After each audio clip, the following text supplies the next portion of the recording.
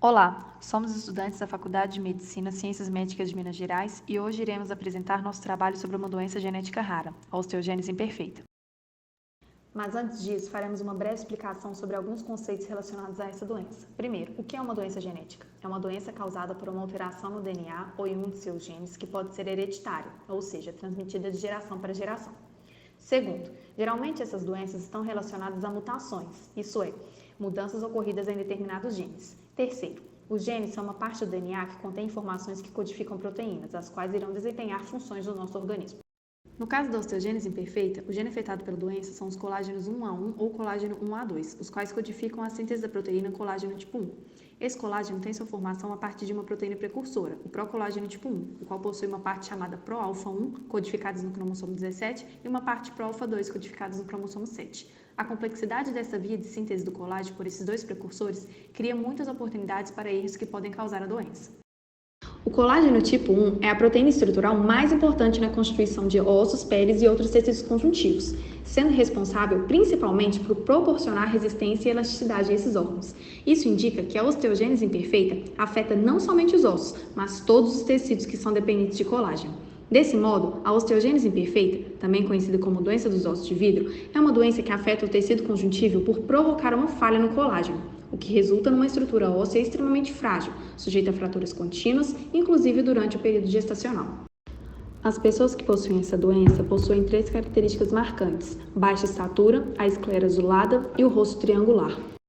Além disso, a existência de fraturas de repetição e ossos que se curvam também são características observáveis da doença. Por fim, esses indivíduos também podem apresentar surdez, devido a problemas nos ossos da orelha interna e deformidades nos dentes. Existem diferentes tipos de manifestações genéticas dessa doença, e cada uma delas tem uma expressão diferente no organismo. Vale ressaltar que ela se manifesta tanto na forma dominante quanto na recessiva, ou seja, a pessoa cometida pela doença pode herdar o alelo defeituoso de somente um dos pais ou de ambos. Como pode-se observar no quadro apresentado, o tipo 1 é a forma mais leve e não deformante. Já o tipo 2 é a forma mais grave de todas e, em geral, os portadores morrem ainda dentro do útero. O tipo 3 é a manifestação recessiva da doença, sendo a mais grave compatível com a vida, e dificilmente o paciente irá conseguir andar. Por último, o tipo 4 engloba todos os outros pacientes que não se encaixam nos tipos de 1 a 3. Percebe-se que pacientes do tipo 1 têm efeito quantitativo, levando a uma produção de apenas metade do colágeno necessário no corpo. Já os tipos 3 e 4 são qualitativos, pois apresentam uma estrutura anormal do colágeno. Pesquisas apontam que a incidência dessa doença acomete 1 a cada 20 mil pessoas, e de acordo com a Fundação Oswaldo Cruz, a Fiocruz, existem cerca de 12 mil pessoas acometidas no Brasil. Sabendo da gravidade dessa doença, o diagnóstico deve ser considerado em qualquer criança com fratura de repetição. Além disso, a história familiar, o exame clínico e os achados radiológicos são importantes para a confirmação diagnóstica.